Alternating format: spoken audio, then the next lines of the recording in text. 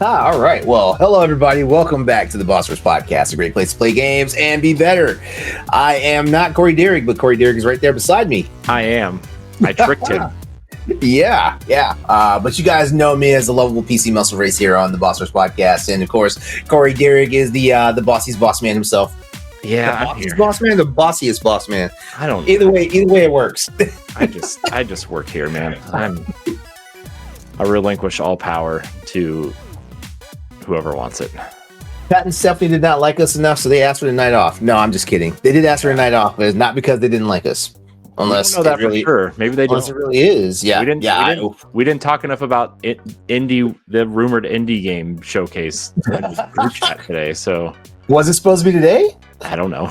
Oh, because there was a Monster Hunter thing today. I was just joking because I saw the words Indie World Showcase in the chat. Oh, I saw that too, but I was way too busy dealing with life to worry about indie chat. And I was way too busy dealing with life to that I completely missed a Monster Hunter stream that I knew about a week ago. What? LeRon missed a Monster Hunter stream, everybody. Yeah. Right. That's okay though. That's okay though. I caught up with it while I was working. Did you? Yep. Oh. Yep. Okay. Saw some new stuff. Saw a sneak preview for title update number 2 that's happening whenever the fuck it wants to happen. Title update number 2. Yep. Man. Yeah, so I'm excited.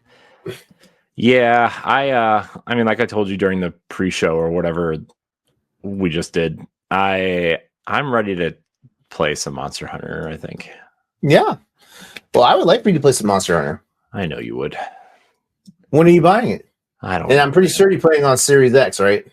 I'm not playing on Switch. Okay. Well, apparently the best console experience is PS5 Pro. Because apparently it seems like that's the platform that Capcom built it on. Well, I am not paying $800 to play it on PlayStation 5 Pro. So I can remember you still had your PS5. Do you still have your PS5? I do, but it likes to die every 3 months. So I don't know. I really don't know why I still have it. Just from a manufacturing standpoint.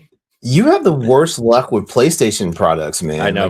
I feel like it's like your Microsoft products are sabotaging your PlayStation products. The only PlayStation product I never had an issue with was my PlayStation 4 Pro.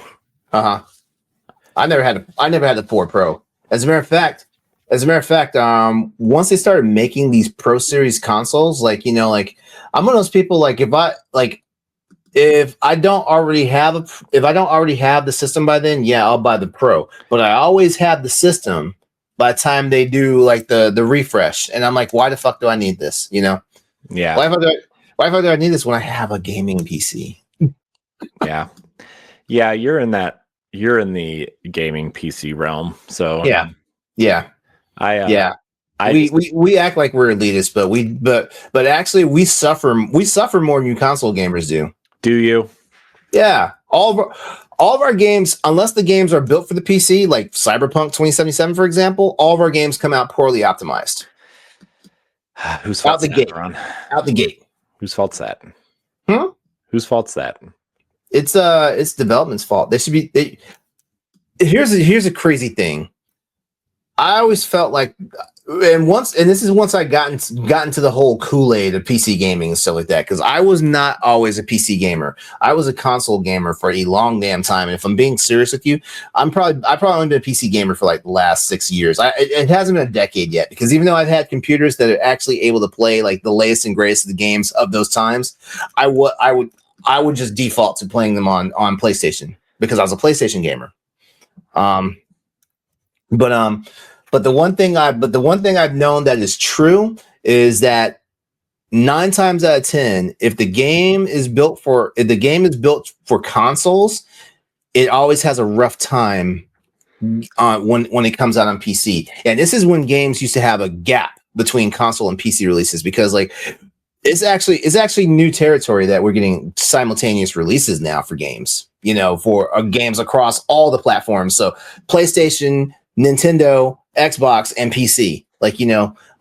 And don't get it twisted. Like even the Game Pass games that come out and they're like, oh, they're PC Game Pass day one. Those games even have optimization issues. I'm looking at you, Indiana Jones. But all that being said, I think the one thing that separates the PC culture from the console culture is we get fed up to a point where we start fixing the games for these people. like everything from mods to actually going in there and altering the .ini files and the config files and all this stuff. We just go in there. I'm not hacker enough to mess around with everything, but I swear to God, Monster Hunter has had me fucking with a lot of sensitive files in my game structure. Mm-hmm. Yeah, and it's just the nature of the beast. This is kind of the thing that this is kind of the price that we pay because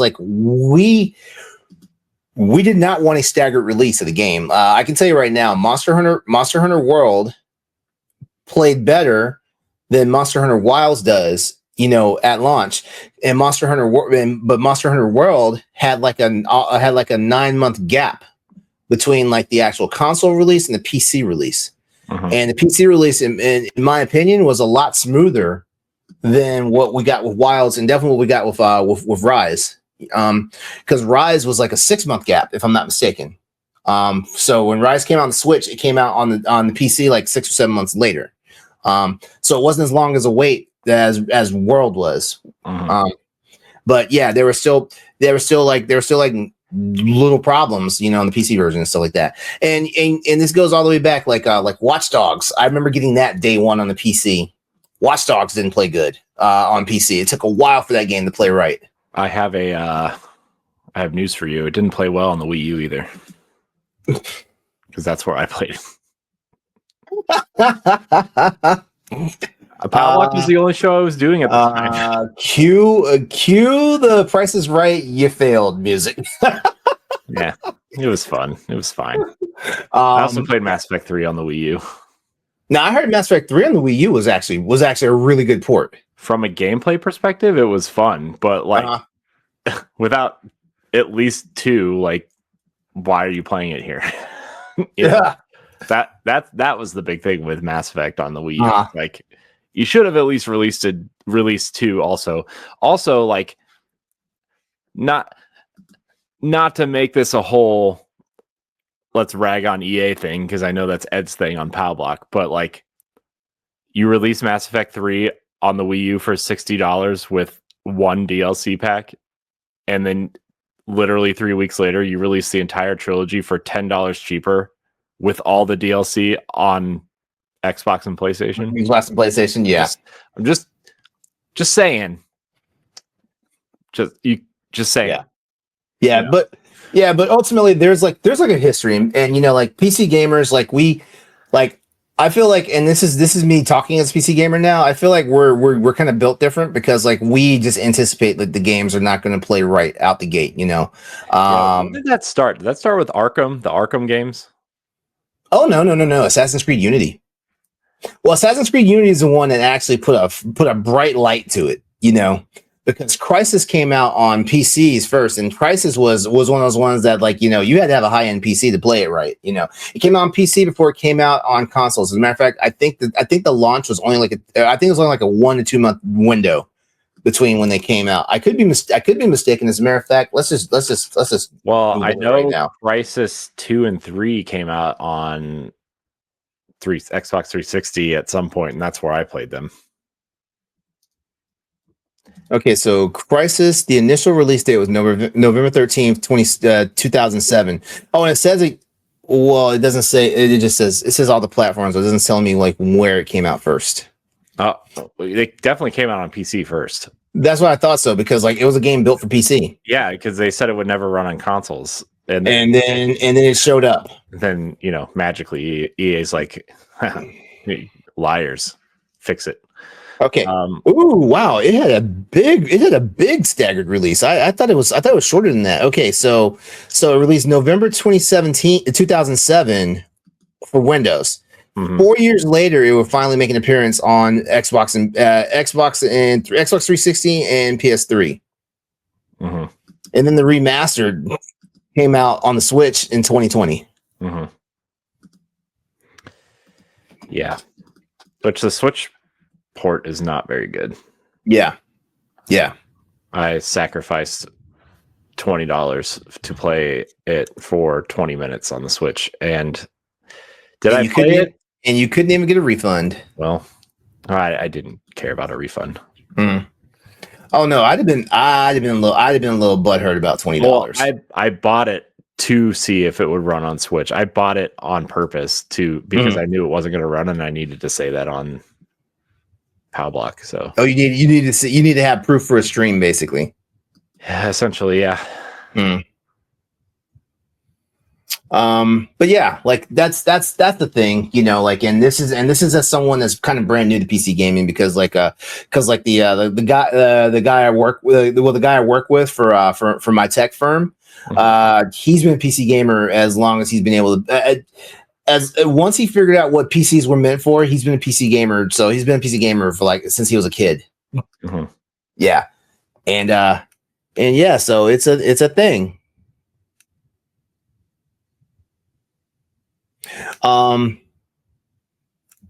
Yeah, so yeah, there's that. I lost my train of thought here because I got a random text, and I know I should not be looking at my phone or like on my messaging apps. But yeah, that's kind of a thing.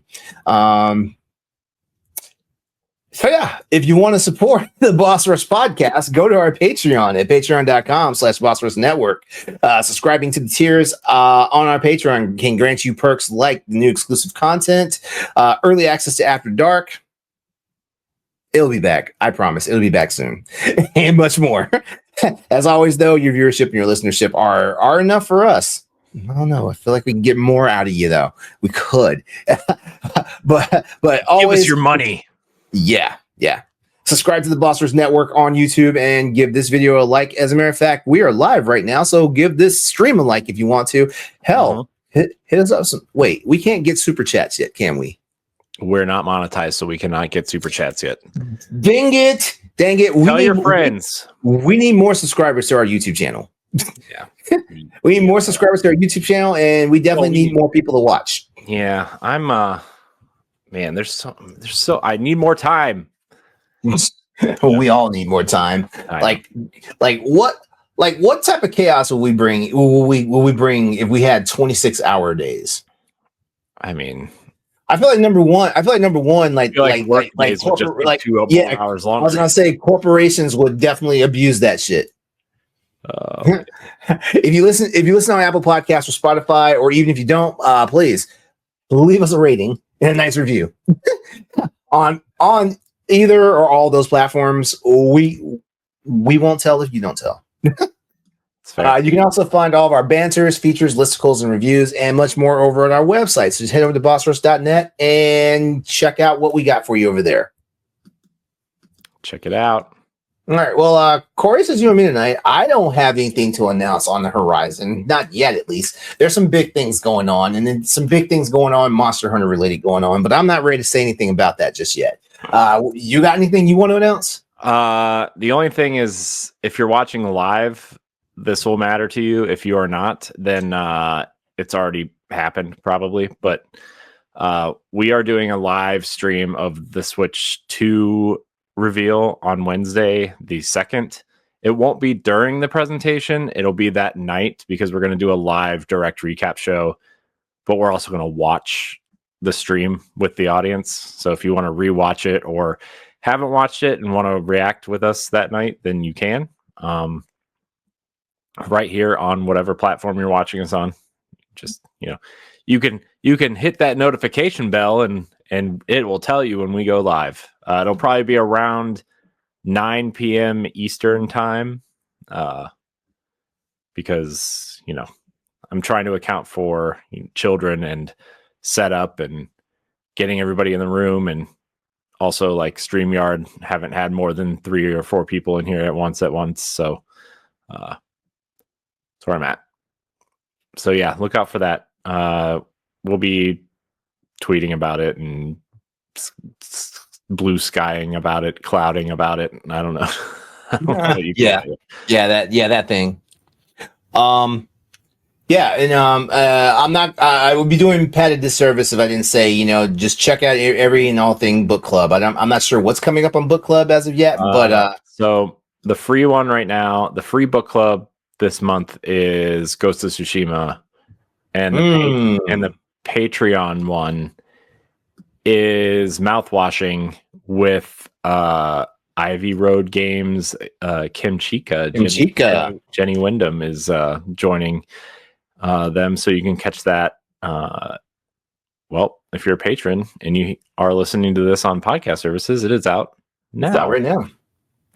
So there are some things changing on Patreon with RSS feeds soon. So I've never understood RSS feeds. You're gonna have to teach me about that. I don't know anything about. I just copy and paste the one that's generated in the thing. Oh, thanks. You are. I know I'm useless. Thanks. You are a jewel. Thank you. Thanks, wife.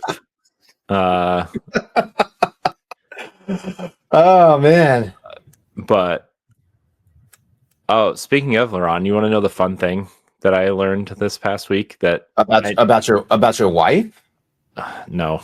Oh, okay. I was about to say, man, like you're still discovering stuff at this point. There's no mystery there. What was it? 8 years now for you guys? Oh God. What year is this? 2025. 25. 11. 11. Okay. Wow. 11 together. But we've been married for 8.5. Okay. So. I was right there. 9.5, 8.5. 2016 is when we got married. I can't do math.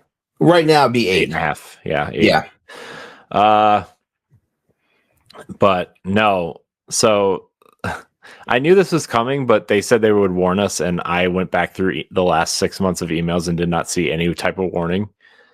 Spotify for podcasters only shows analytics for Spotify now, like true hard analytics for Spotify now.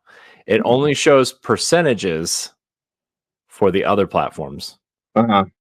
And it only shows the age brackets for Spotify, and it only shows like your regions for Spotify. It's awful, man. I got to get us off that platform. It was nice when it was Anchor. But yeah, I miss Anchor. You get what you pay for, I guess, and we don't pay for it. So, that's something that we've learned the hard way several times, apparently. It sucks. It sucks to be a plebe. Yeah, man. It's like we're always looking for those scraps. Yeah, man. It was like, dude, when we first started, everything we used was free, right? Yeah. Skype was free, obviously, but obviously terrible. But then like we discovered Zencaster, and Zencaster was free for a while. And then that started costing money. And then Twitter, to get any sort of recognition, you have to pay for it now, right? Like there's that. And then there's something else we had to pay for now too. I don't know, but it ended up going from like free to like $70, $80, $90 a month for stuff. Plus, the website costs money every year, which is a crock, by the way. So yeah, man, that's just been like, I mean, $70, $80, $90 a month. When you add that up, that's a lot of money every year. Yeah, for real.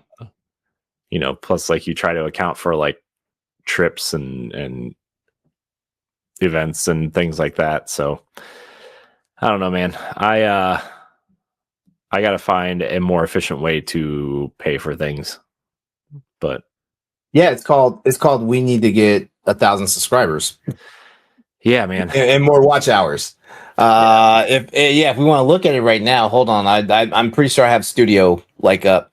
We are okay. So for all you listeners and viewers out there, like head over to the Boss Rush Network YouTube, and help us get 331 new followers, subscribers. Yeah, tell your friends. Tell your friends. Tell your friends, tell your husbands, wives, like aunts, uncles, grandparents, and stuff like that. Yeah, because you have family members that just are on YouTube watching the most pedantic of stuff when like they could be watching enlightening and educational stuff here on the Boss Rush Network. I feel like I just targeted some people and we might actually lose subs because I just did that. Yeah, I mean, whatever. It's yeah, I don't know, man. I do appreciate people who are watching because our watch time is up and like our views are up consistently. So yeah. I mean, I said this earlier, but I feel like for just posting podcasts on there, like we're doing okay. Yeah, I think just for podcasts. We definitely need content diversity. And you know what? This is actually a good time to segue into like if you have questions for us or even topics and ideas for us and stuff like that, hit us up on our various platforms, whether it be Discord, all of our social medias and stuff like that, or even if you want to slide into someone's DMs, like have something that's worth opening the DM for though.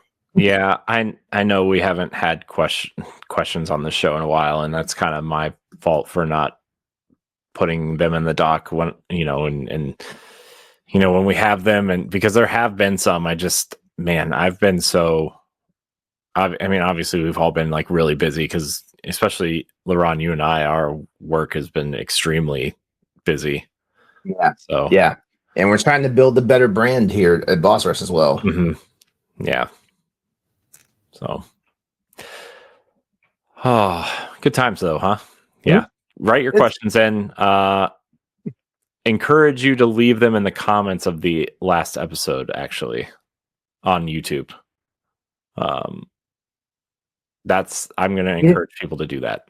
I know how we can get an explosion of viewers and subscribers. Keep your shirt on, LeRon. No nips on you. No. Something even more attractive than that. We need to get Ben Starr on the Boss Rush podcast. I know.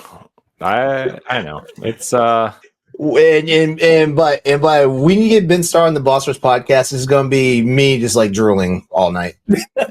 I mean, I feel like I would be the only one talking because everybody's jaw would be on the floor. That's a pretty man. Like he's like the Henry Cavill of video games. I mean, he's a handsome man. Yes, he is. Like you guys need to be so glad that I was not at PAX with you guys last year. Because somebody would have had to get me out of jail. I mean, Stephanie and Pat were there. No. I would have made them look like chumps in his presence. Yeah, I guess that's fair. Oh my god! Like I went on a tear back in January, like when you were preparing the Bossies. I went on a tear of just finding all the Ben Starr YouTube content and just watching it. Like it got to the point where like YouTube was recommending me Ben Starr stuff that was not related to Ben Starr. Yeah. Oh, what a! I feel like Ben Starr, Jennifer Hale. Yeah, Jennifer Hale, man, that would be the one. Mm-hmm. Dude, I wouldn't stop talking about Mass Effect. I would ask about her experience with Bayonetta 3 though. There's so much other content out there, man. Like she's been in all sorts of projects from like Ratchet and Clank to Star Wars projects. She's been all over the place. She's the OG, man. Yeah, she's the blueprint. Yeah, she walked so people like Ashley Birch and I was just about to say Ashley Birch. Right. Yeah, and Ashley Johnson and Ashley Johnson. Yep. Who's the third kind of big female actress right now? Gosh, it's on the tip of my tongue. I forget what her name is, but oh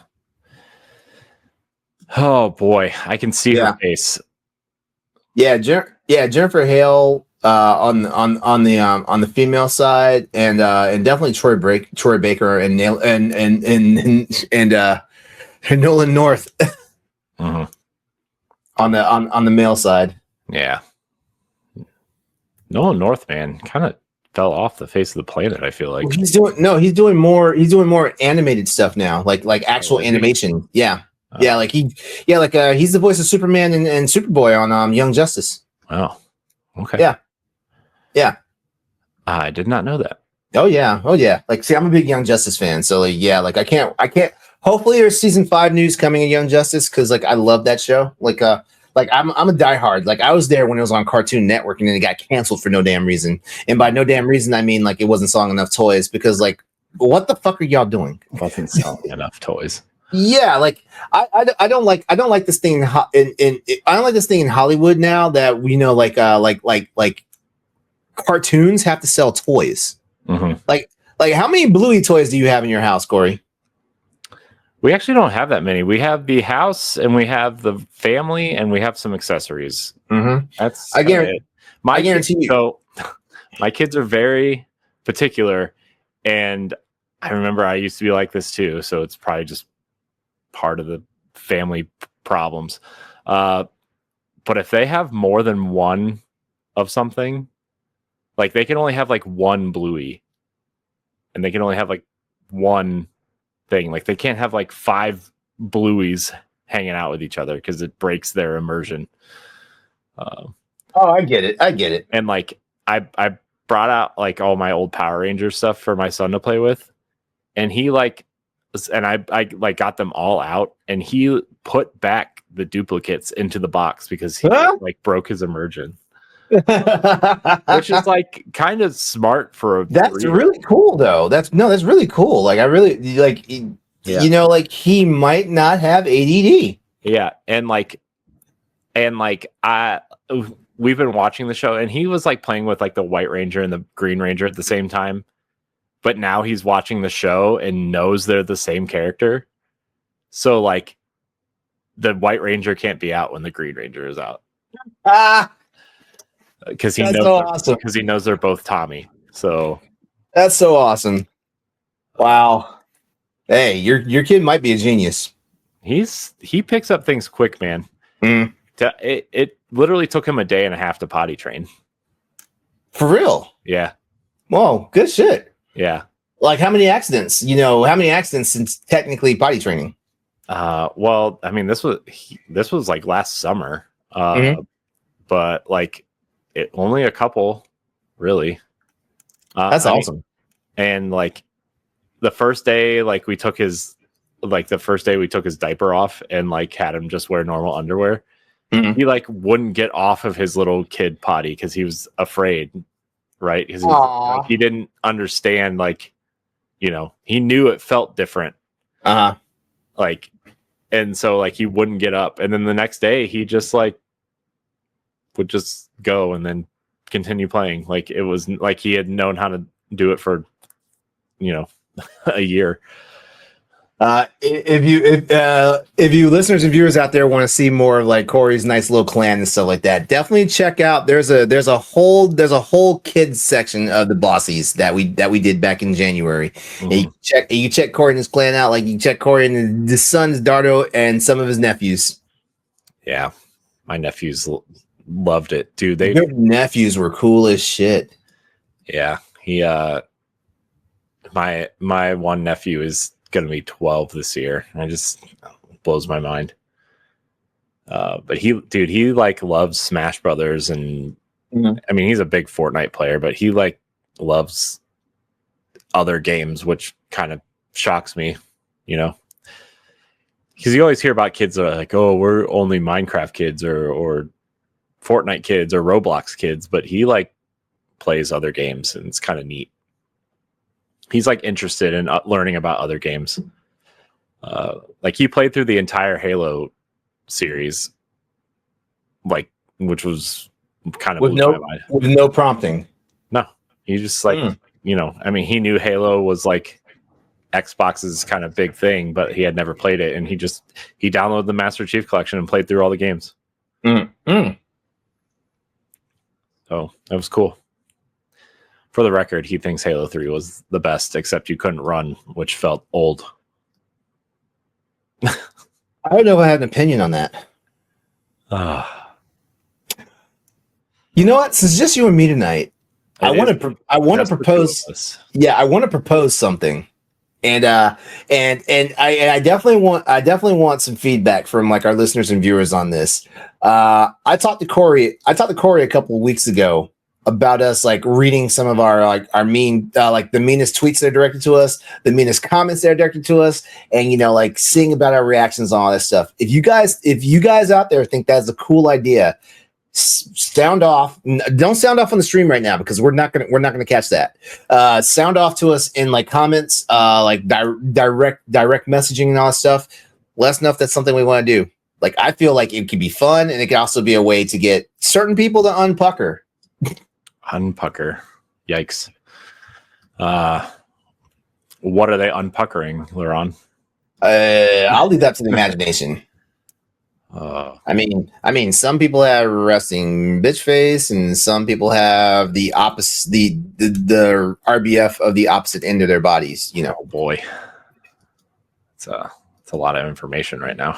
It is what it is. That's fair. That, sir, is fair. Well, LeRon, what are we talking about tonight? Okay, well we got a couple of topics tonight, and we do have a banter just in case we go through our topics fast and have some time. So let's go ahead and get into this because I don't know if you guys are watching the news lately, and when I say the news, I mean like gaming journalism news, because apparently like some military secrets got leaked. Thank you, United States government. But we're not talking about that tonight. We are going to talk about is Game Informer. So hey everyone, welcome back to the show. Today we've got a fascinating topic to dive into based off of some of the latest breaking news. That being the recent acquisition of Game Informer by blockchain developer Gunzilla Games.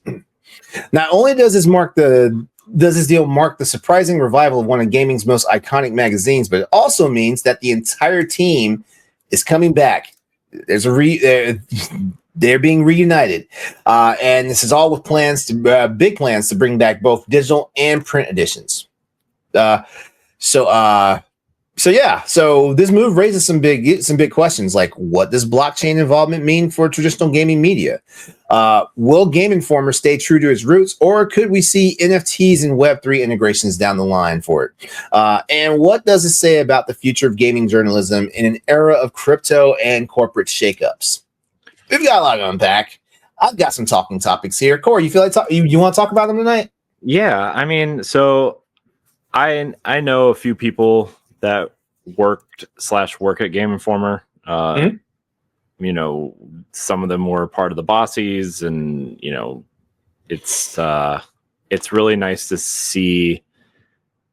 So I might be biased, but I feel like a lot of people have this feeling of Game Informer, right? Where like they felt like like a real team doing something that they love to do, who just happened to be owned by one of the worst companies on the planet in GameStop, right?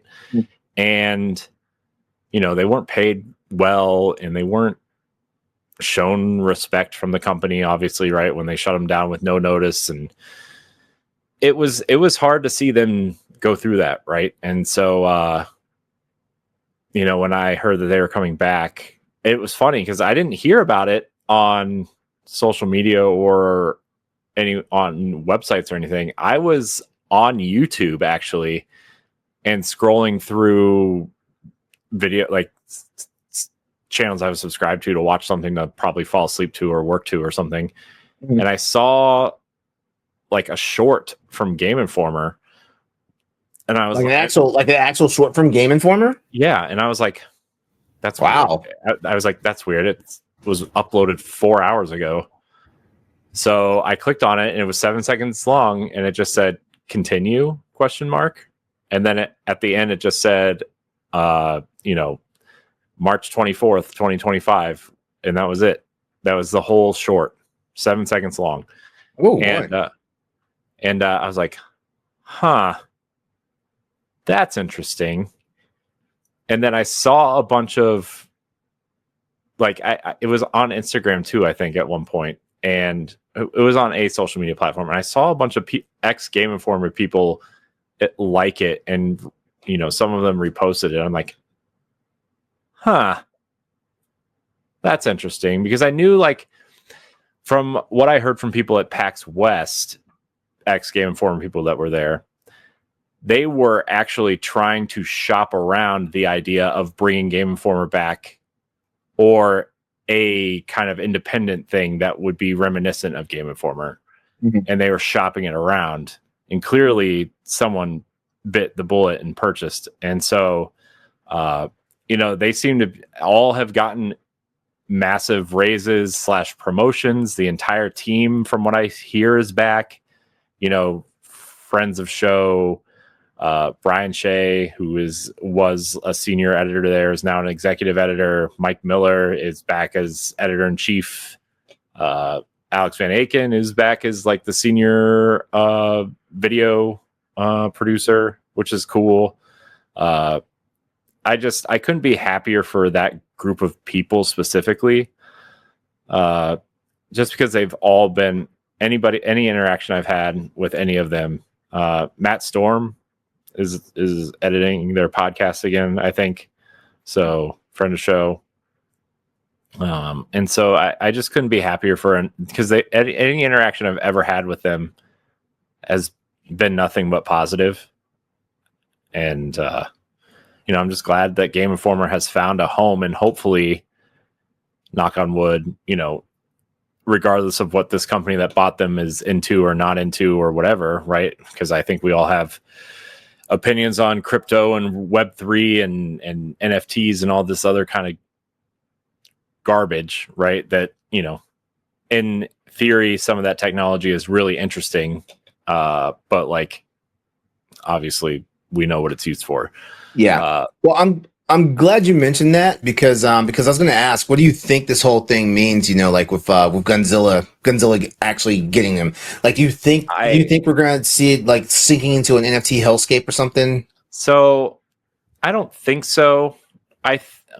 From what I would gather from just the little bits and pieces that I've kind of looked at and talked to people about, it really seems like Game Informer is just going to exist as Game Informer. And this is going to be hopefully some sort of steady revenue for this company. That obviously crypto and Web3 and NFTs are very hit or miss, and very, roller coastery in terms of income and money made, and, that kind of thing. Yeah. And I think this is a diversification of their kind of portfolio of offerings, and that Game Informer is going to exist as Game Informer, the website and the magazine, and it'll just be hopefully a steady income for this company. And obviously they're doing well because they gave everybody like massive raises to come back. So good for them. Game Informer is a legacy brand that everybody kind of unanimously loves, it seems, right? Mm-hmm. I mean, I didn't see one negative thing about Game Informer when they closed down, aside from them closing down. But all the memories and stuff I saw were like super positive. People posting pictures and old articles from magazines, and I mean, that's just kind of what I think is like, maybe someday Web3 stuff will be integrated into the website, but probably in the way that it was intended, I would say, and not in a, kind of shady back end way, So like, maybe, I don't know, if you subscribe at a specific tier, maybe you get, digital perks or something within, like maybe you get new avatars or new kind of badges to display on a profile somewhere or something, right? Something to that effect, right? But I don't know. Again, I could be naive, and this could all, the boat could flip over in a year, but Well, based on everything that I read about it, it seemed like Game Informer was going to be like its own entity and stuff like that, and there wasn't going to be a lot of outside meddling. But then again, we've heard this before, and we've seen definitely like the latter happen instead of the former. So but I'm optimistic about it. In my opinion, even though like if anything, if Game Informer's website comes back, that is like a rich source of information for a lot of people. Yeah, I mean the website is back. It's back. The entire thing. I hadn't even checked. Yeah, it's back. Like the entire website, all the work and everything. From what I can tell, is back. Okay. Yeah. And Matt Miller wrote a really awesome letter from the editor, which was really nice to see. It's long, but like it was very heartfelt, and I don't know. It's just really nice to see them back, and I hope that they aren't pressured to do things in the future and stuff like that. But yeah, that part. Yeah. But, there's a ton of articles up there already. I mean, some even backdated to like, early March. You know what else? You know what else I'm happy for? What's that? The best video game release schedule is back online. Okay, yeah. And I know that's a silly thing, but like honestly, their curation of games that are coming out is honestly the best one out there by a long shot. I actually always got my I use Game Informer's like release list and stuff like that, but I always get my most of my stuff from releases.com. Oh, I didn't even know that was our thing. Oh yeah. Whoops. Oh well. Yeah, I'm glad. You used to work at GameStop. Yeah. How do you feel about all this? Game Informer, okay, as a former GameStop employee, right? When like it was I was actually there when GameStop actually acquired Game Informer. That's when I was working back then at GameStop. And I have to separate like one of the things, because like one of the things when Game Informer actually became a thing for GameStop, they want us to push the subscriptions to like every customer that came through. And it even got to a point where it was sometimes a headache, because we were asking questions. You have a Game Informer subscription to people who we knew had a Game Informer subscription and stuff like that, or we could just tell by looking at them, oh, you have a Game Informer subscription, because there's no way you wouldn't have came in here, you would have came in here and not had one of these magazines in your hand and stuff like that. So yeah. I always treated Game Informer like it was just like a subdivision of GameStop, and wasn't like a GameStop thing, right? The only reason why I knew it was a GameStop thing is because like they had us push the subscriptions, and they wanted to push the little membership card and stuff like that. That was the only reason why I had a membership for the longest time. So you get Game Informer, yeah, because you get trust me, you spend. At the time when I was at GameStop, you spent $12, which means you're getting $1 an issue for the magazines, and that was wild. And then GameStop started redefining the parameters of the membership deal, and all of a sudden like Game Informer didn't seem like it was that important anymore, because then they wanted to give you like early access and special perks and all this stuff, and now you look, every company has one. Walmart has one of those damn programs and stuff like that, and it's just wild, because but Game Informer, I've always liked Game Informer, the Game Informer magazine. I've always liked the information and stuff they bring. And one of the cool things about it is like there was a lot of, and I'm going to mention this in a moment, there was a lot of editorial integrity, with the writers and the staff of Game Informer. It never seemed like like you were reading shilly shit, from them. Even when they had like the features, the features on games, for example, like there was a feature for Days Gone on there, and man, say what you will about Days Gone, the feature they wrote for it was honest, it was fair, and and for most people, it made them want to play the game. And they did that for a lot of games that they had. I remember the one for The Last of Us 2 that they had, and this is after the scandal, the leak came out and all this stuff. And I read it and I was like, man, they gave the game a fair shake. Internet culture kind of ruined The Last of Us Part 2, in my opinion. But yeah. And back before it was Game Informer, it was a magazine called GMR.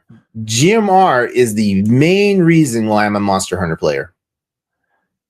Because it wasn't the inaugural issue of Game Informer when they started putting them in GameStop stores. It wasn't the inaugural issue. Wait, I thought GMR was a Best Buy thing.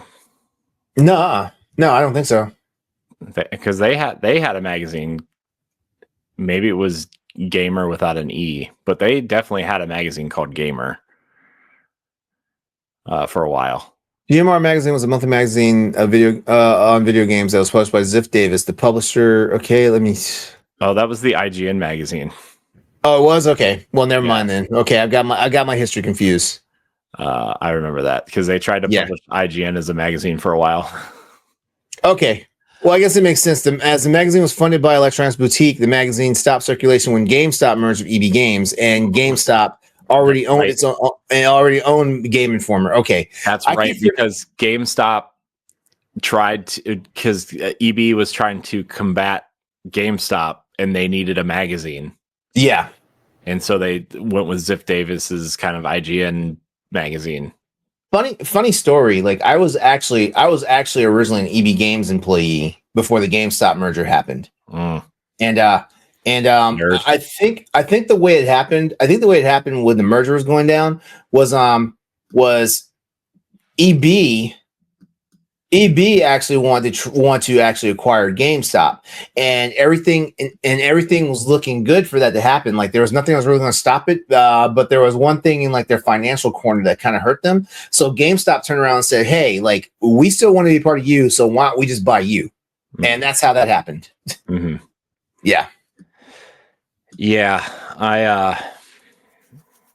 Yeah, sorry for confusing GMR with Game Informer. I knew there was some mumbo jumbo in there. So GMR is the reason why I'm a Monster Hunter gamer, because GMR had the first exclusive on Monster Hunter back in 2004. Yeah. How dare you not are not up on your... It's because it wound up being the same damn company. I know. Yeah. I was just messing with you. Yeah. Yeah. So here's some trivia. Game Informer began running in August of 1991, and by the time it was shut down in 2024, it had finished up a colossal 33-year run when its final publication ran and the website was taken offline.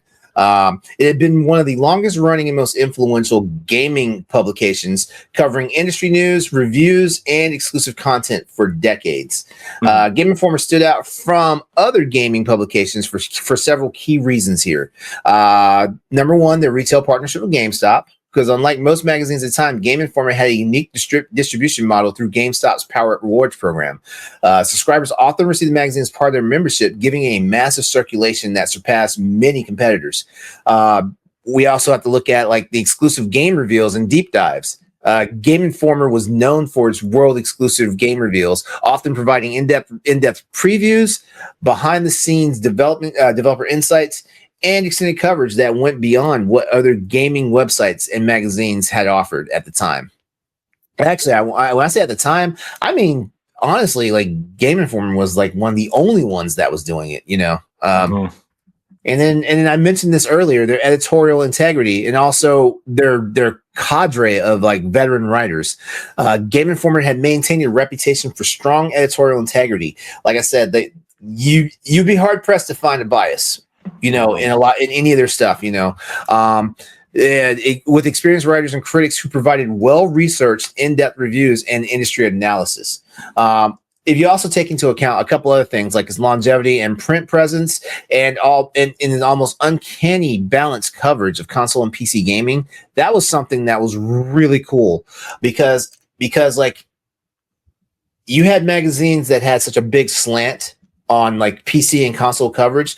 It was either heavy on the console side and light on the PC side, or heavy on the PC side and light on the console side, or you had segregation. Like it was just consoles only that this magazine talked about, and it was PC only that this magazine talked about, stuff like that. So the combination of all those factors made Game Informer one of the most respected and widely read publications in the industry. Mm-hmm. Yeah. I mean, Game Informer's the GOAT. I'm just gonna say that Game Informer's the GOAT. Say what you will. I know there's a bunch of former like GameStop employees and stuff like that probably have bad things to say about it. But when you look at it objectively, you leave your biases at the door and stuff like that. Game Informer is probably the best, if not the most influential gaming publication that we had. Yeah. I mean, I remember waiting for Game Informer magazines because like I remember I had like all the I was getting a bunch of magazines at the time, but like, you know, it was like Nintendo Power was the first week of the month, and you know, EGM was like the second. And then like the third week of the month was like Game Informer, and that was where all like the reviews and stuff were. And I was like, yeah, let's you know, give me that, you know. And because I got official PlayStation magazine for the demo discs for PS2, and then you know, but the ones I really read the most were Nintendo Power and Game Informer. So, and obviously Game Informer is, you know, the last kind of major. You know, I just feel like this is the feel good. This is the feel good story the industry needed, even if it's a small one, right? Yeah, because it's still a big one.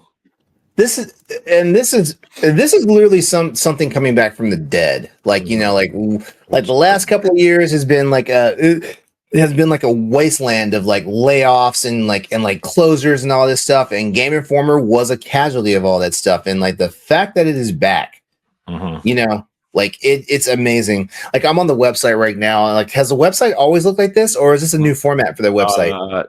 It's looked like that for a while. Okay.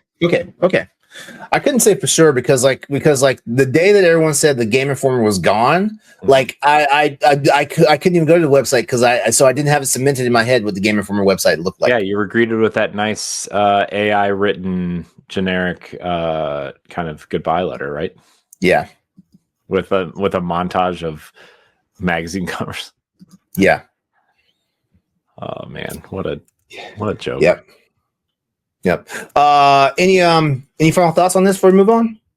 No, I'm just really happy for everybody to get their job back and, you know, making money, because I know a lot of them have kind of, I mean, it's located in Minnesota. Like, we're, you know, it's not like there's game industry jobs out there, you know, and I'm just glad they found their way back in a new way, but familiar way. And I'm excited to see how it does. I am going to subscribe to the magazine as soon as my account is reactivated.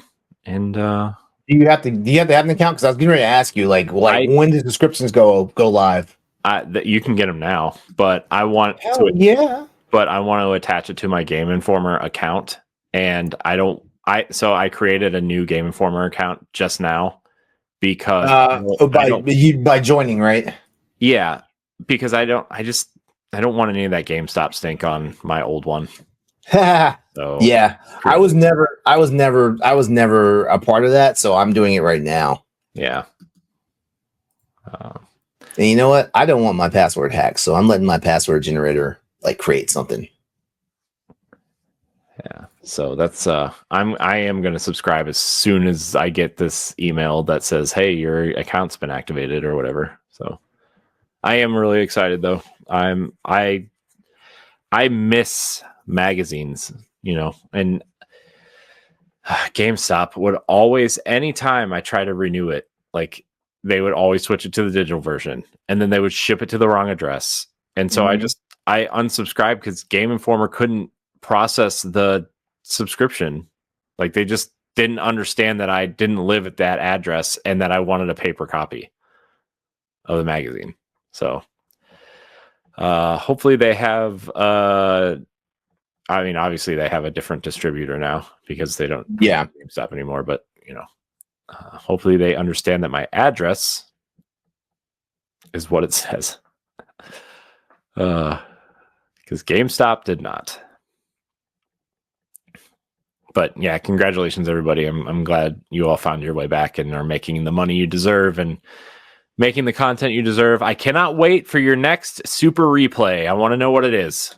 Here we go. The last one was Banjo-Kazooie. Nope, the last one was Majora's Mask.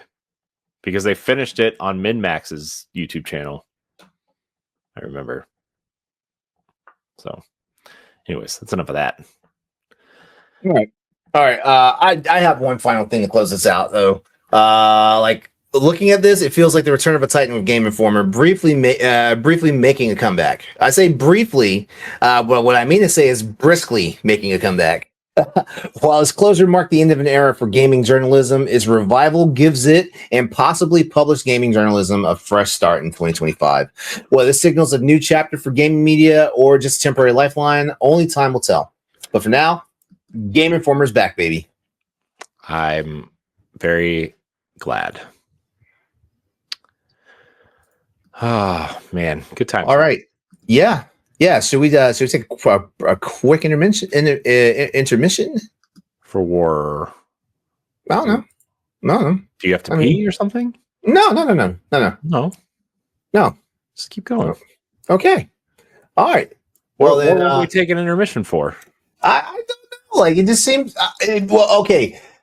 It seems kind of weird that it's just us tonight. No, even though we've done this a few times before. Why is it weird? It's not. Well, it's not weird. Like I feel like we don't have anymore. I do, man. That's not the thing I'm saying. Like, I don't know. Like, I feel like sometimes I miss the town hall stuff. When it comes to like our shows and stuff like that. Like I feel like this is a great topic that like our other co-hosts should have been on. Well, we can save it and just talk about what we've been playing. Do we want to? It's up to you, Mr. Host, for the evening. Well, you know what? Let's just go. I feel like what we've been playing is going to be quick as hell, though. Sure it is. All right. Well, actually, hold on. We still have. Actually, we'll do the end of the month part after what we've been playing. Okay. Yeah. So hey, Corey, what you been playing this week? Well, the plan was to play Xenoblade Chronicles X Definitive Edition, but it is still not here. Like what, you had a pre-ordered copy and it hasn't come? I pre-ordered it and I pick up in store. But my Best Buy apparently didn't get enough copies. Oh shit! To fulfill pre-orders. And like I pre-ordered mine like 2 days before it came out because I don't like to pre-order like 3 months in advance. It just seems really stupid. Especially for a Nintendo first party game. I thought for sure, I could just essentially walk in and get it, but yeah, and then they said your pre-order has been delayed. Would you rather us ship you it from, the warehouse instead of from our store? And I'm like, yeah, sure. It's free shipping. And it said, okay, great. It'll be there by Saturday. Wow. And I'm like, okay, cool. I'll play it on Saturday. Because Friday I had planned on doing some stuff anyway, so I wasn't going to get to it. And I was like, cool, I'll play it Saturday, and then I'll talk about it on Pileblock with Ed, and everything will be, great. Saturday rolls by, doesn't get here. Get a notification from Best Buy at 8:30. Your pre-order has been delayed. It will be there sometime between Sunday, the 23rd, and April 4th. I'm like, that's a very large, wide range of dates. Can you find it local at one of the Best Buys right now? I'm getting there. So and then it said, if it does not get to you by April 4th, please click this link to receive a full refund. And I said, all right, whatever, fine. So it didn't get here yesterday or today, and I get a notification from Best Buy today. Your pre-order has been delayed to April 6th. I'm like, are you serious? April 6th? So like I get on the Best Buy app and I'm like, okay, I wonder if they got a new shipment in store and I can just go get it and then cancel this order. Nope, not a single copy within 50 miles of my Best Buy. I'm like, okay, let's check Target. Target doesn't have any. My Walmart doesn't have any, and I'm like, I'm not driving 25 minutes to go pick up this game that I already have on the Wii U, right? That I played a significant amount of. I just want it to have it. And so as soon as I close all these apps, I get another notification from Best Buy. Your order is on the way. It will be there on Wednesday, March 26th. And I'm like, are you kidding me? So it's on the way. Okay. But I finished Fire Emblem. The DLC. Congrats. I finished the DLC. 93 hours. Fire Emblem Engage. 100%ed it. It is I am so glad I went back to it. You ever have those games where you're not feeling it when you start playing it because you Yes. it? Yeah. Metal Gear Solid 3 Snake Eater. Yeah, exactly. And like you go in thinking it's something and then it turns out to be something else, which is like I was really excited for that, but I still had the fresh memories of Three Houses in my mind, right? And even though they're both strategy RPGs, they couldn't be more different.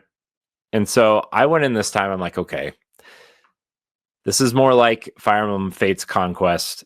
It is kind of a straightforward strategy RPG, very kind of limited up, leveling and everything, which once you get further, you can level up and kind of play how you want, really. But the story is straightforward. The characters are straightforward. There's not really a lot of choices to make.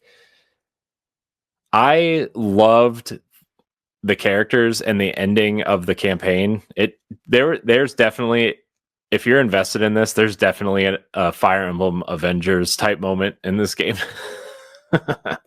where like I was actively like standing up, like watching this cutscene where like if anybody was watching it outside of playing the game, they would have looked at me like I was crazy, but like it was cool. I really love the ending. And then the alternate story, the other world story that they put in for the DLC was also really interesting.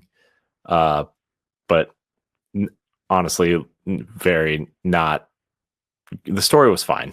It was fine, but ultimately, it was the just DLC. It was hard though. Like that last level. Like I told you last week on the show that I was going to finish it after the show. Yeah. I just finished it yesterday.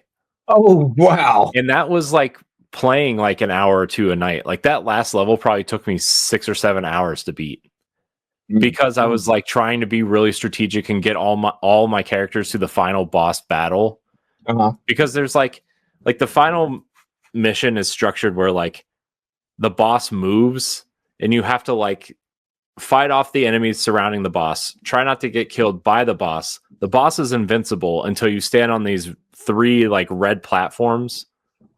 And then you have one turn after the red platforms disappear to get out of the boss's attack area because he'll destroy the platform you're on.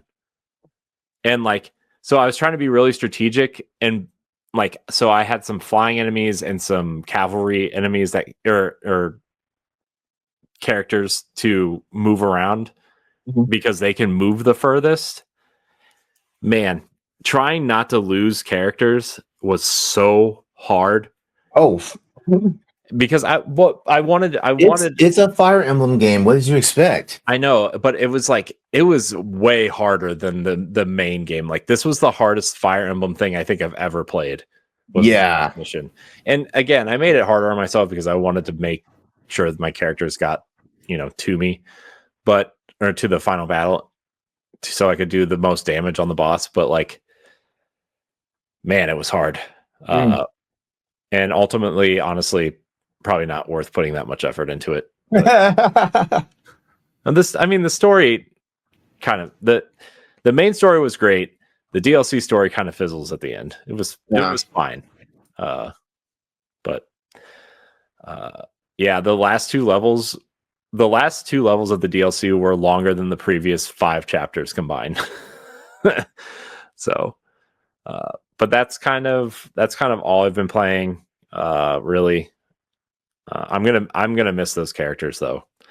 And it's really cute though, because like once you finish the game, like they send you this like image, like this postcard image of like all the characters celebrating, but it's like all hand drawn anime style. Aw, And I'll send that's it to you. cool. I saved it on my phone, but it's really cute.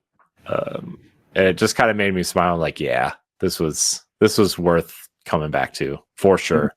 And like I was telling Ed, I don't know if it's recency bias or not yet, but I actually think I like this game better than Three Houses. At the end, You said that last week, like we like in the What Are We Playing segment. And I was like, I don't know, because I feel like Three Houses is probably one of the best Fire Emblem games I played. I haven't played a lot of the Fire Emblem games.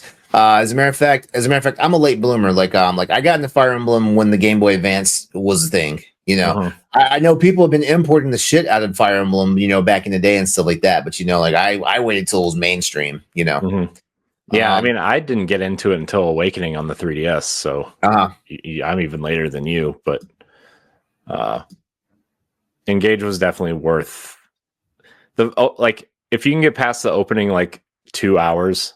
After that, I would say the first mission in that first town you get to, where you kind of acquire the first kind of new set of main characters, like the game just rolls from there. It's really fun, and there's like so many twists and turns, and like they're probably like real anime tropes that I just don't get because I don't watch a lot of anime. But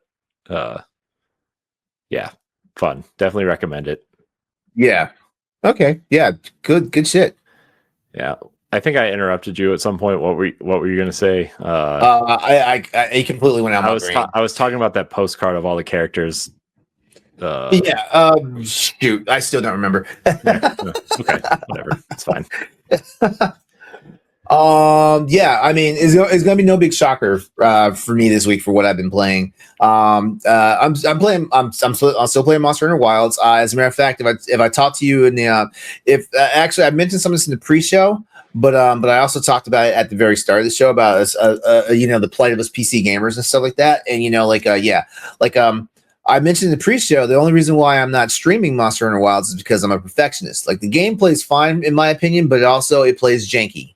Then just take it for what you will on that one and stuff like that. So that's the reason why I'm not streaming it. But beyond that, like, I'm still playing it because like it's fun as fuck, and I enjoy it. Right now, like I'm definitely in what's considered the end game for what this game is right now and stuff like that. Like, we just had the Capcom showcase that showed like the title update #1 that's coming out next Friday for the game and stuff like that.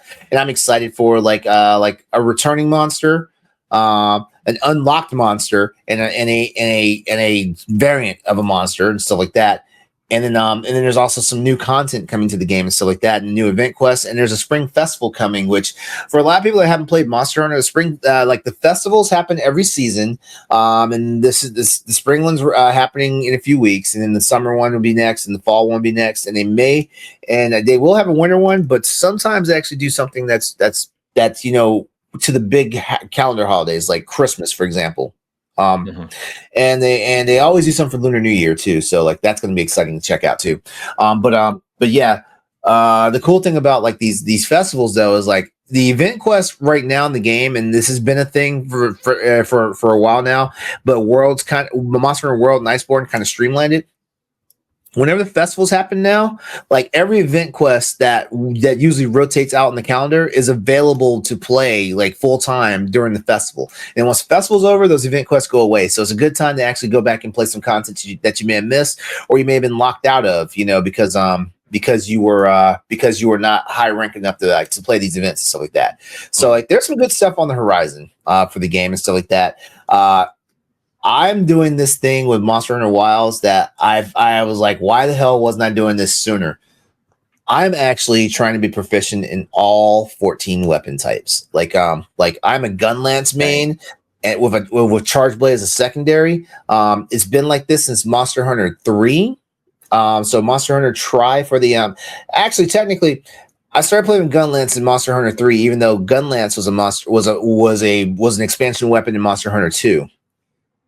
I started playing with Gunlance when Monster Hunter 3 Ultimate, I think it was, came out on the 3DS because I didn't like Monster Hunter Tri on the Wii at all. Oh my god.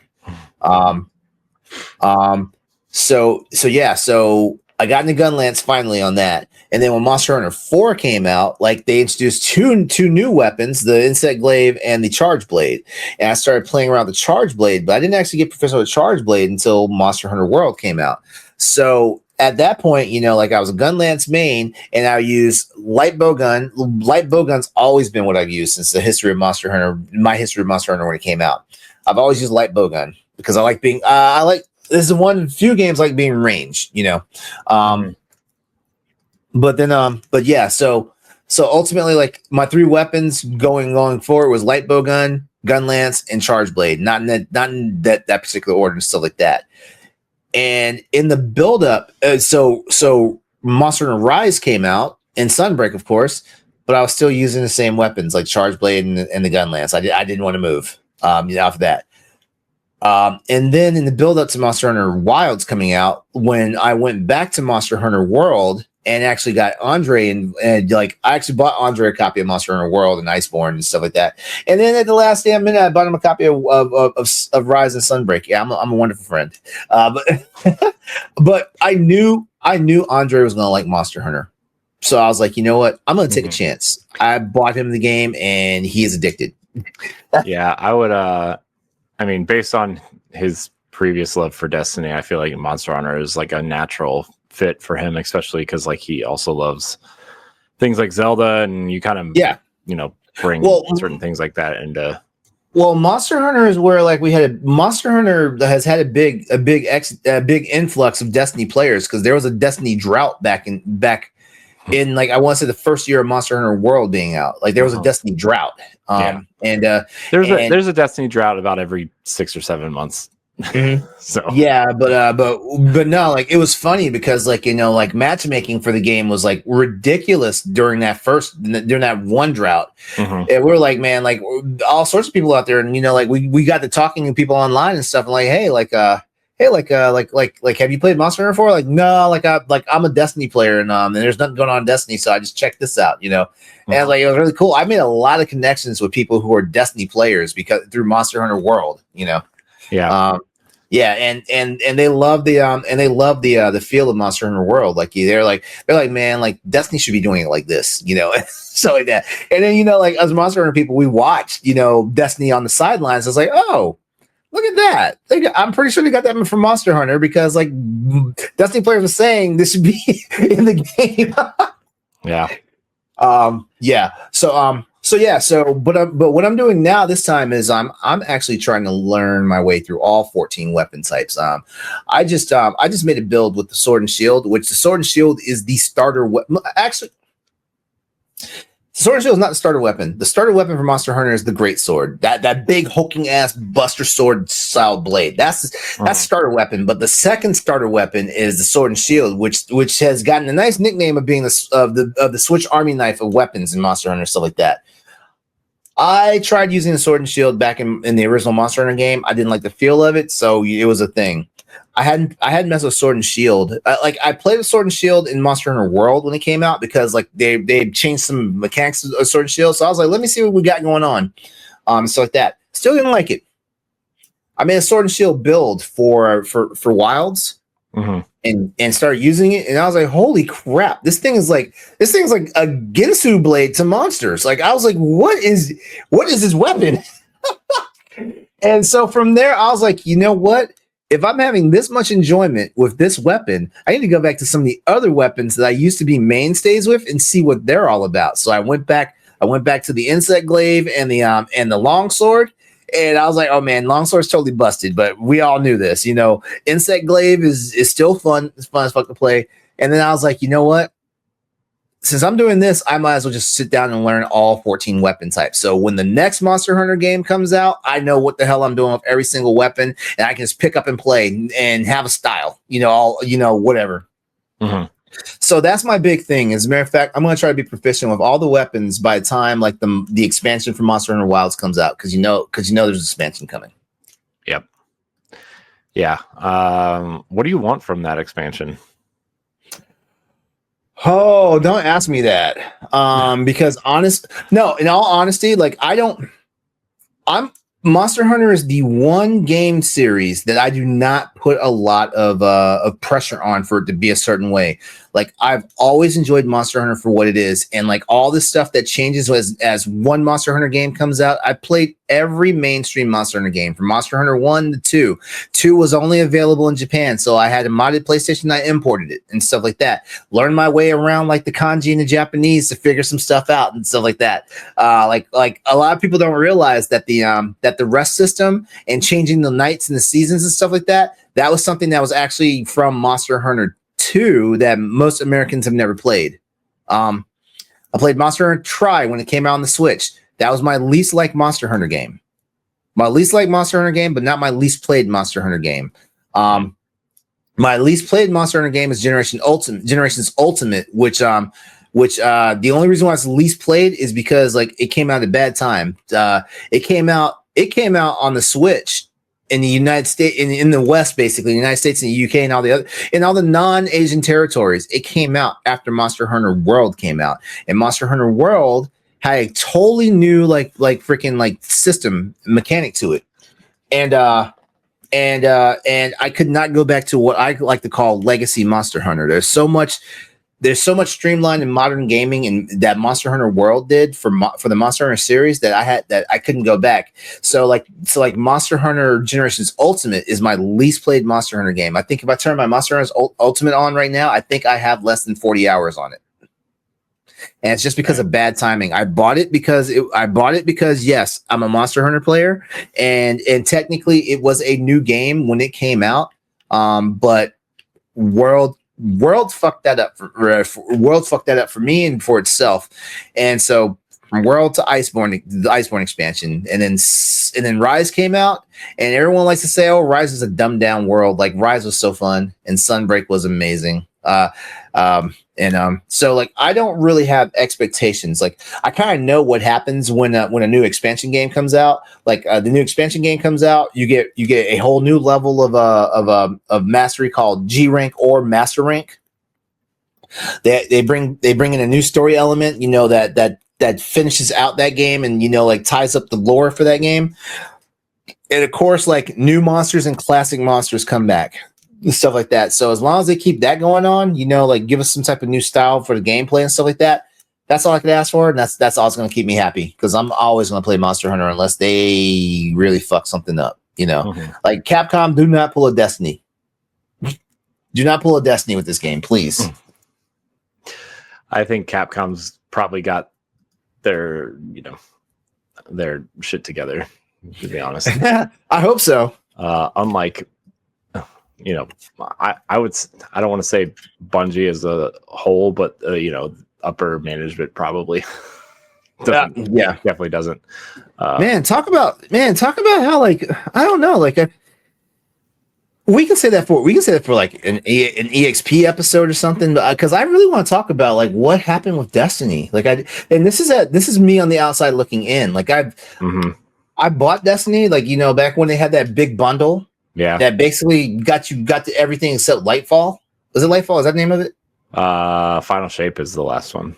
No, it was before Final Shape. Lightfall was the one before. Lightfall was the one that was like all neon lights and all that stuff. So there was a bundle that came out that you could buy all the games and expansions up to, not including Lightfall. You had to buy Lightfall on its own.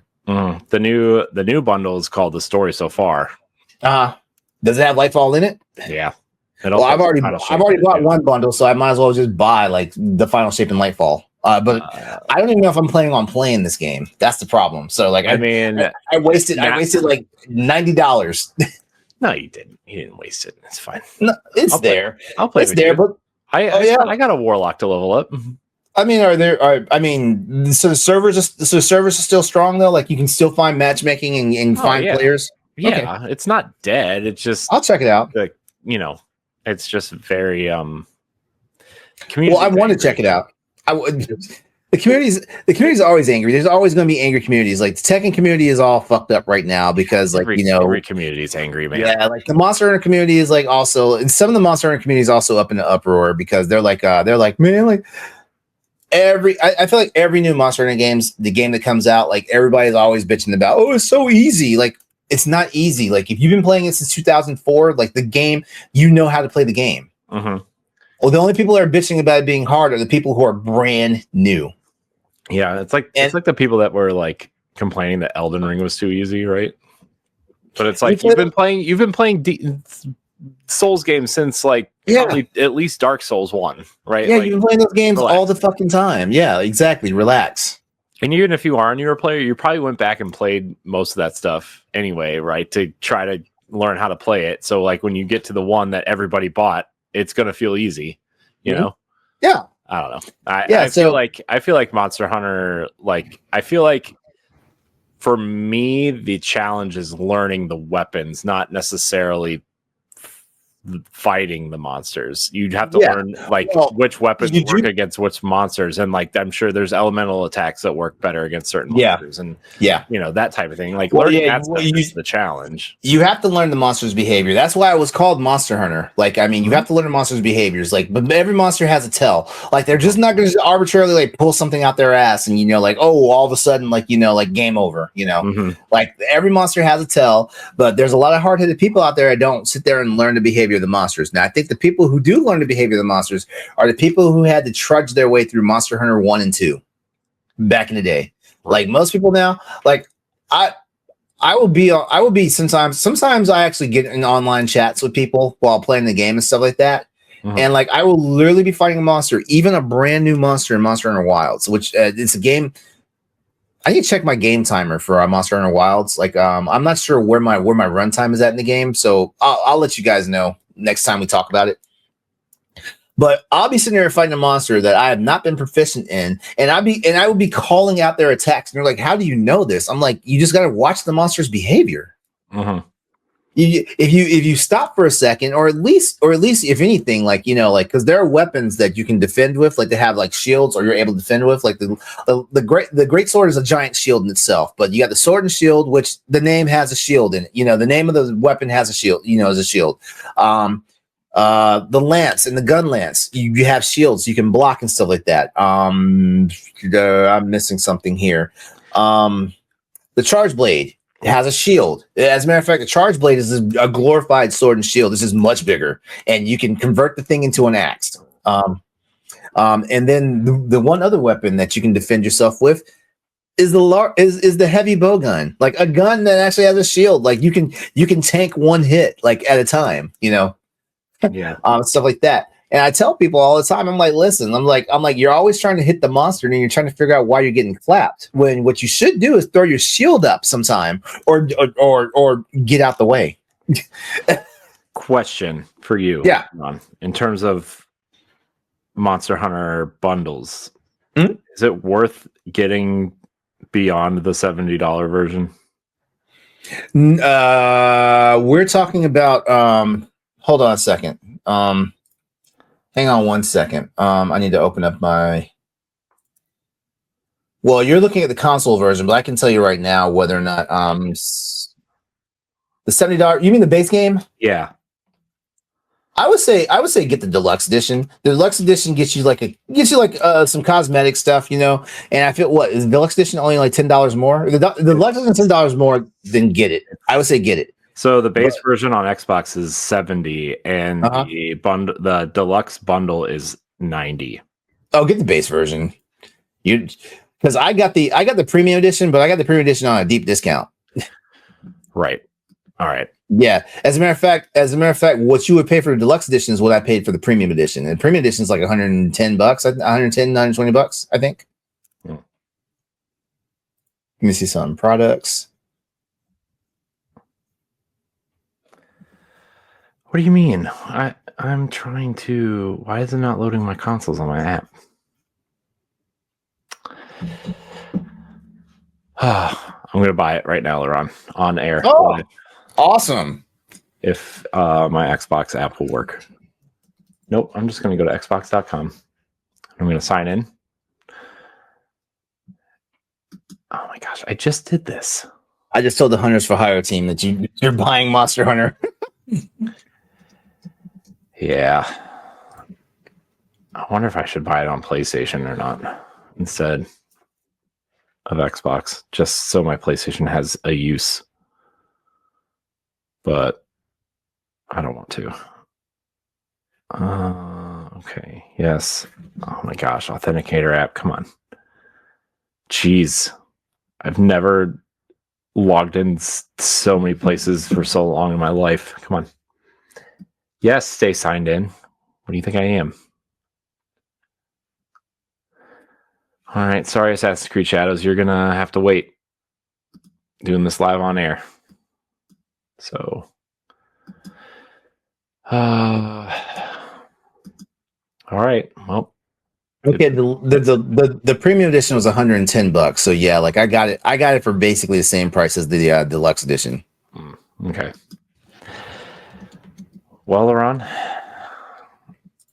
I did it just for you. Awesome. Awesome. Matt is so happy. I will have to plan a day to stream it. Yeah. We will stream because I don't want to start playing it. I want the opening of my game to be streamed. Okay. And you're gonna learn me some things. All right. I'm down. I'm gonna create the hottest hunter you've ever seen, LeRon. Oh, so you're making a female? You don't know that. Well, just remember, this is the first Monster Hunter game where men can wear female armor and vice versa. I know. I don't care about that. I just want, if I'm going to play this game for 100 hours, I want something nice to look at. You know what I mean? I tried making a slutty. I tried dressing my character all slutty. It just didn't look right for me. You didn't like the slutty hunter. I mean, I do like him showing a little bit of leg though, like seeing them chunky thighs. Like that's fair. But it's installing right now, LeRon. Awesome shit. Well, I guess we can wrap the show up right now. My wife's gonna ask me why I spent another $70 on Xbox, but she'll get over it. It's fine. I got it. It'll be fine. Yeah, I was about to say, she's not the boss of you. Well, I'm about to get you in trouble. Zero comment, everybody. We will not open that bag on this episode.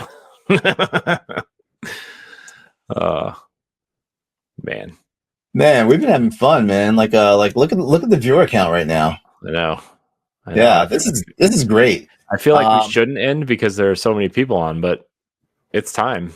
Yeah, because we got to clip the show. Yeah, I will. I will be out of town next weekend. Okay, so I definitely have a week off then. No, we're recording. A weekend. We were recording on a Tuesday, LeRon. Whose weekend is on a Tuesday? Are you sure it's not a 4-day weekend? No, we're leaving Thursday afternoon and coming back on Sunday. Oh, dang it. So, but yeah, I want to stream my opening hours of Monster Hunter, and maybe that'll just be my stream game now. Maybe that'll be the one that gets me back in to streaming. Okay. I'm excited to hear this. I hope it, man, I feel like this game's going to set my Series S on fire, though. You playing a Series S? That's the console I stream from. I mean, I can just bring my Series X over here. It's not that big of a deal. Oh my God. That game is not built for the Series S. I'm aware. Most games aren't. Okay. I don't think Switch games can run on that thing. No, I can just bring my Series X over here. It'll be fine. I just I have it all set up for streaming, mostly for Switch stuff, but yeah, I'll rearrange some stuff. Maybe we'll play this weekend. Sounds like a plan to me. Depending on when Ed and I record POW Block. Oh, you know what? There's 3 days this weekend, right? There's Friday, Saturday, Sunday. Yeah. Right? We'll figure it out. We'll talk. I might do a test stream creating my character, but I won't start the game until you are here. Okay. Unless there are single player parts that I need to finish before multiplayer starts. No, you can jump. Technically, there's a couple of things that like to the camp. Yeah, there's a couple of things that technically are like tutorial style missions that are single player, but once you get to the camp, you'll be able to start doing multiplayer stuff. Okay, because I do want to play through the story. I guess that the story's a nice walk. Okay, I think maybe that'll be my stream game. Okay, well. That might be nice. Maybe a nice change of pace. Yeah. So, all right, LeRon, get me out of here. All right. Well, we're gonna go ahead and wrap the show up for tonight. I want to thank everyone for watching and or listening to this episode of the Boss Rush Podcast. This has been episode 268, by the way. And just remember, this is always going to be the flagship podcast for the Boss Rush Network. Always. Yep. You can catch new episodes every Thursday on your podcast service of choice and or on YouTube. Get this show ad-free along with other perks like exclusive pre-show, the exclusive pre-show content for as little as $1 over on Patreon. So remember, it's patreon.com/Boss Rush Network. Check out our merch and find all of our other content over at bossrush.com. Corey. Bossrush.net. That's it .com? You sure did. Lasby's going to yell at you. I autopilot. My bad. Also, bossrushnetwork.com also gets you there, but don't tell me. It does. Okay. All right. But all right, Corey, as always, it's been a pleasure.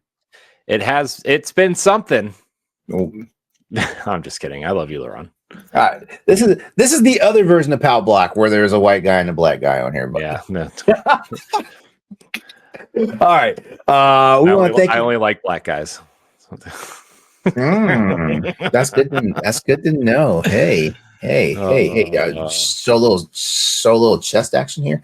All right, but anyway, everyone, come back and join us next week for another all new episode of the Boss Rush Podcast. We're going to talk about a few things, and because we didn't do it tonight, our end of the month segment for Attaboys and get-togethers will be featured next week. So please come back. Check us out. We love you guys out there. Thank you for checking into our live show tonight. We love all you listeners and viewers out there. We thank you for that. Corey, is there any final thing you want to say before I sign us off? No. Just follow us on socials to figure out when we're streaming some Monster Hunter and other shows. All right. There you got it. So, good night. Play games. Be better. Do the thing. Take care.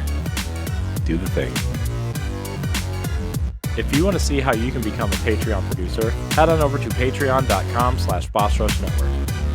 The Patreon producers for this month are Adriel Munger, Austin Campbell, Celeste Roberts, Christian S., Sana Deering, Francisco Santillan, Matthew Keel, and Todd Oxtra.